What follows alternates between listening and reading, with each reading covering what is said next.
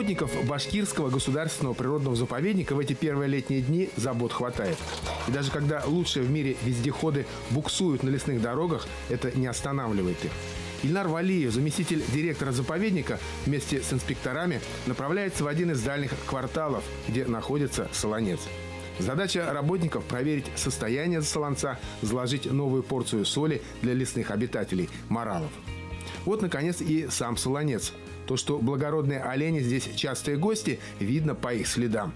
Один из самцов даже сбросил здесь свой рог. В это время олени линяют и меняют рога. Таких солонцов на территории заповедника 15. Каждый год мы обновляем, ложим по 15 килограмм соли, чтобы зверя не уходило. Они постоянно здесь сюда приходят. Здесь рядом фотоловушки ставим, чтобы их снимать. Кроме биотехнических мероприятий на солонцах, в это время регулярно ведутся наблюдения на фенологических маршрутах. На территории Башкирского государственного природного заповедника произрастает очень много растений. Есть среди них и редкие, занесенные в Красную книгу. Кокошник длиннорогий. Редкий вид. 4 года один раз только цветет. Я вот 10 лет работаю, один раз только видела его цветение в желтый. Это цветет.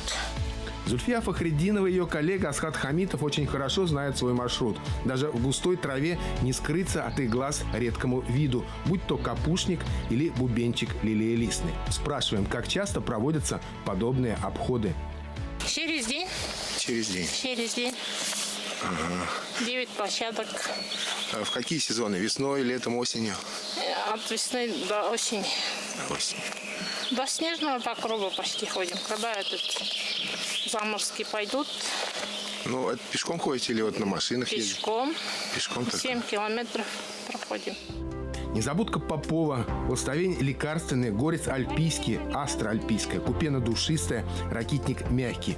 Все эти растения мы встретили, пройдя буквально 100-200 метров по тропе. А сколько еще других на территории заповедника? В заповеднике более 800 видов растений растет. 812. Краснокнижники это в том числе тоже есть.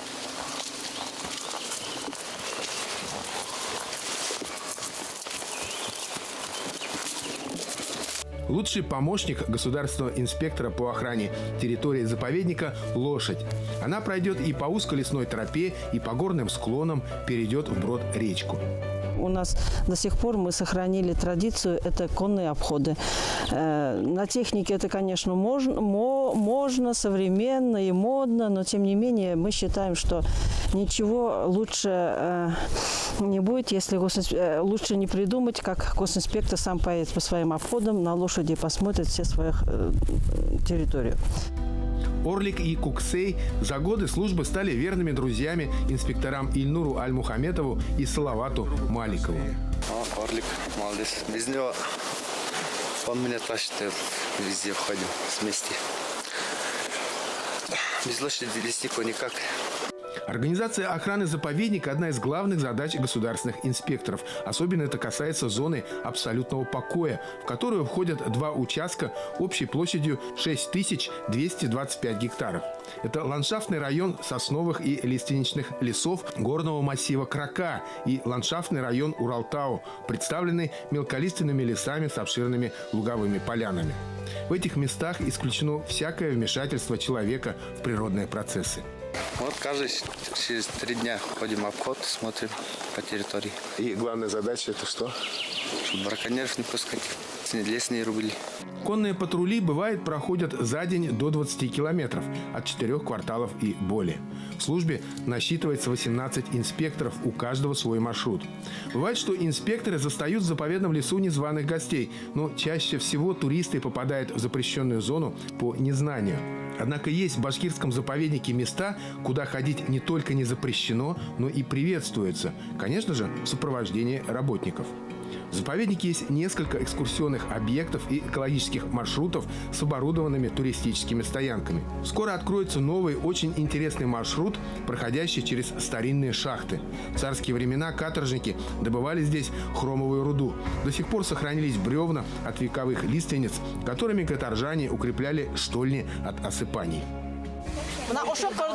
Этим склонам несколько миллионов лет. Они очень древние.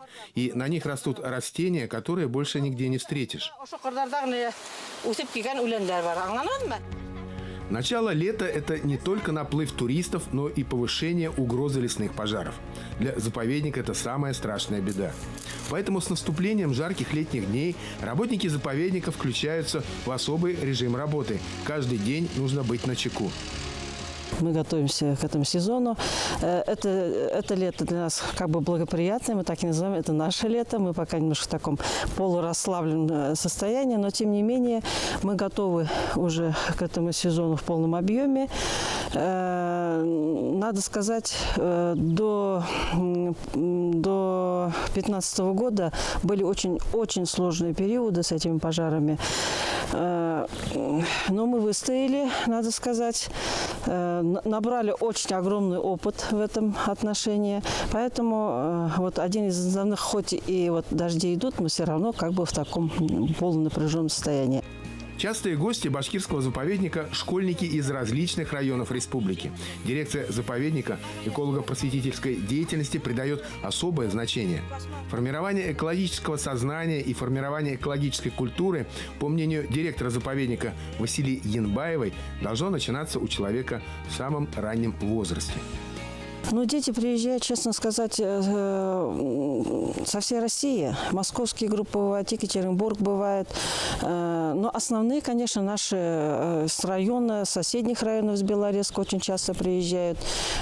Учителя, географы, биологи привозят как бы на экскурсии, как бы на познавательные такие лекции, где наши сотрудники рассказывают им конкретно, что на самом деле в природе происходит. Не из книжек, а они видят, сами щупают, гладят, в общем, уезжают с каким-то познанием. Но и кроме этого, конечно, мы занимаемся и таким историческими вопросами, рассказываем о наших исторических объектах, показываем детишкам.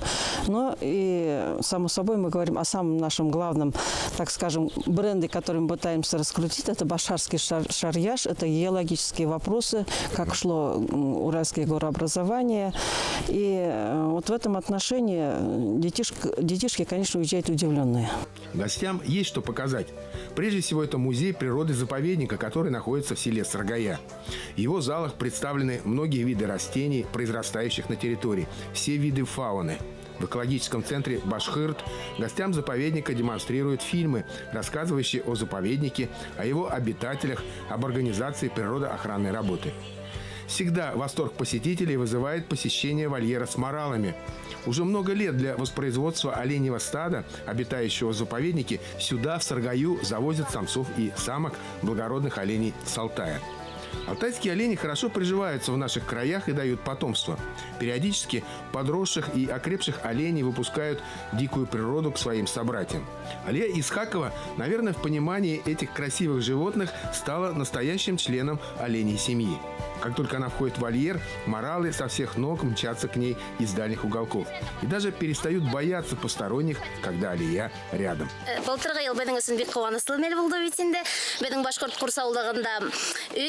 Прошлый год был для нас очень радостным. Родилось 3 олененка у наших моралов. Одному в июне исполняется год. Оленята здоровые, очень активные. В этом году мы вновь ожидаем пополнения потомства в стаде. Мне очень нравится возиться с ними. Каждый день приношу им корм. В общем, как за своей домашней скотиной ухаживаю. Моралы тоже привыкли ко мне. Легко идут на контакт, даже по голосу узнают меня издалека. Всего в вольере живут 8 моралов. Еще одно направление, важное в работе заповедника – научно-исследовательская деятельность. Она направлена на изучение природных комплексов и долговременное слежение за динамикой природных процессов. Оценка и прогнозирование экологической обстановки, разработка научных основ охраны природы, сохранение биологического разнообразия, воспроизводства и рациональное использование ресурсов – все эти задачи и решают сотрудники научного отдела. В фондах заповедника хранятся рукописи с наблюдениями природных процессов еще с 30-х годов. Рукописный фонд Башкирского заповедника, начиная с 30-х годов, со дня образования Башкирского заповедника. Как вы знаете, одной из основных задач заповедника – это научные исследования, экологический мониторинг. Вот все материалы по мониторингу, они сводятся вот в эти книги большие. Наши вот ребята, сотрудники, вот фенолог непосредственно у нас, ведет наблюдение каждые 3 дня круглогодично, просматривает, что творится в природе, какие процессы идут. Вот это все сводится, все хранится. Кроме этого, значит, очень много картотечного фонда, который можно будет обработать даже через 100, через 200 лет. Что было здесь на территории. Работа дирекции по охране заповедника, научно-исследовательской и эколого-просветительской деятельности заслуживает самой высокой оценки. Это не громкие слова, это объективное мнение коллег из соседних регионов, побывавших в гостях в Башкирском заповеднике. Ну, очень замечательно. Больше всего мне, конечно, Башкирский заповедник понравился, так как тут прямо есть возможность посмотреть, не выходя далеко, на все горы, на все красоты. Замечательно понравились фильмы, которые нам показали в визит-центре. Праздник, прям нечто. И вот все это возрождение традиций, и очень нравится. Я думаю, у нас тоже Вишерская земля богата историями, мифов тоже про богатырей. В частности, Ветлан и Полют. Я думаю, может быть, нам тоже что-нибудь наподобие такого можно будет организовать. Это было бы замечательно. Я идею руководству подам, и если они одобрят это, может быть, что-нибудь получится. Нет таких высоких гор. То, что мы увидели здесь, это поражает. У нас одна сотрудница просто для себя открытие сделала. Она считала, что Башкирия – это степные пространства. А вчера мы поднимались на Большой Еремель. Конечно, масса впечатлений, все впечатления только положительные. Ну и так как я уже 2-й раз в прошлом году тоже была на этом же экологическом марафоне, конечно, гостеприимство тоже поражает, очень по-доброму принимают. Мы сюда едем и за впечатлениями от природы, и, конечно, поделиться опытом своим, послушать, что делают наши коллеги. Как считает заместитель директора дирекции по особо охраняемым природным территориям Республики Башкортостан Фарид Абдулин, нам есть чем гордиться и что показать, но есть и чему поучиться у наших соседей. Поэтому взаимные визиты для обмена опытом и тесное общение только поможет заповедной службе России развиваться дальше. Мы в порядке вот этого обсуждения меняемся мнениями, получаем положительный опыт, потому что кто-то в одних вопросах ушел вперед, кто-то в других. И вот это взаимное тесное общение, оно дает очень большой положительный результат. Получается как бы эффект синергии. Общее развитие на благо всех наших регионов. Пройдет лето, наступит осень, а за ней зима и вновь весна.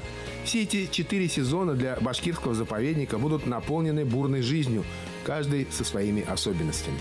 С учетом всего этого будет вестись и работа государственных инспекторов. Сложная, порой тяжелая, но благородная и очень важная для нашей планеты.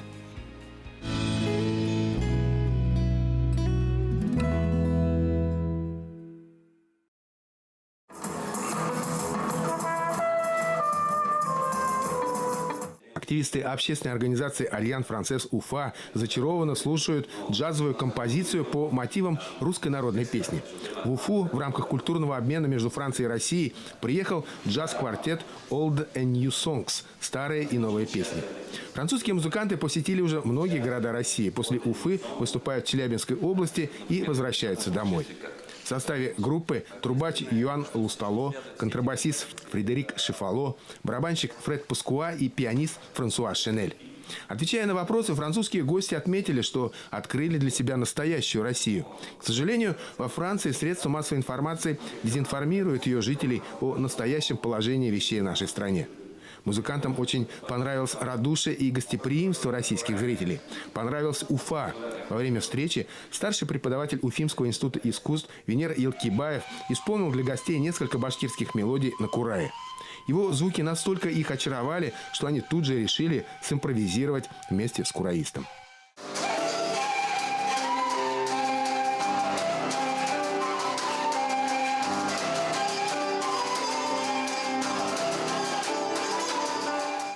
Лидер группы, трубач Юан Лустало, даже пригласил Венера Елкибаева принять участие в их вечернем концерте в Уфимском джаз-клубе. А Венер подарил музыкантам собственноручно изготовленный курай из тростника. Moi, j'ai trouvé ça très impressionnant. Красивый звук и техника исполнения. Я никогда раньше не видел такой техники, когда человек играет и в то же время здорово издает звук и поет. Dans cet instrument de chanter en même temps. В репертуаре французских музыкантов звучат фольклорные мелодии разных эпох и разных стран мира. После посещения Уфы наверняка появятся и башкирские народные мелодии. По крайней мере, французы это пообещали.